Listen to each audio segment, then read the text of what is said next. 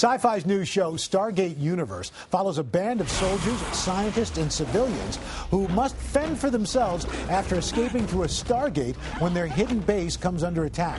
The desperate survivors emerge aboard an ancient ship that's locked on an unknown path and unable to return to Earth. This sounds like our show. The stars Ming Na, Robert Carlyle, and Lou Diamond Phillips join us. Good morning, everybody. Good morning. So, Lou, let me ask you, there have been two previous Stargate shows. Do you have to have been a fan of that one to watch this one? Absolutely not. I mean, what's wonderful about our show is it's its own animal. It gets a little darker, a little gritty, a little sexier.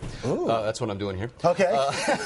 But I think we're outside the box of what we know is traditionally the faithful following of Stargate. I think we've got a lot that those fans will love, but I think it's going to expand beyond its own universe, if you will. Now, Robert, there's a power struggle between the scientists, the civilians, and the military. You represent, in a sense, the scientists. Tell us about your character.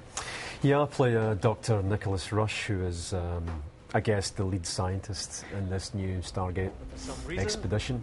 He's responsible, in fact, for taking them through the 9th chevron onto the Destiny.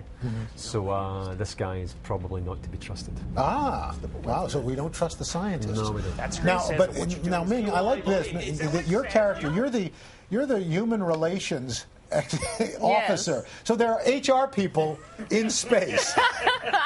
Yes, and I have to, make sure that the aliens as well as the humans get along, that they're qualified for their jobs. And, I got to keep an eye out on these guys, support the civilians against the military and the scientists. And is that one of the things you're not quite sure who's the good guys and who the bad guys are on this? Yeah. Everybody's a bit flawed. Yeah. I think it's because, you've got a bunch of people that are taken outside of their own experience, that none of them are prepared for the job, none of them are trained to do that job. So I think you're dealing with basic human nature here. So no one's 100% good or bad, but when they're put in this kind of very, very difficult situation, then strange things arise. Is this, do you have to be a fan, does it help to be a fan of science fiction, or are you just a fan of good acting?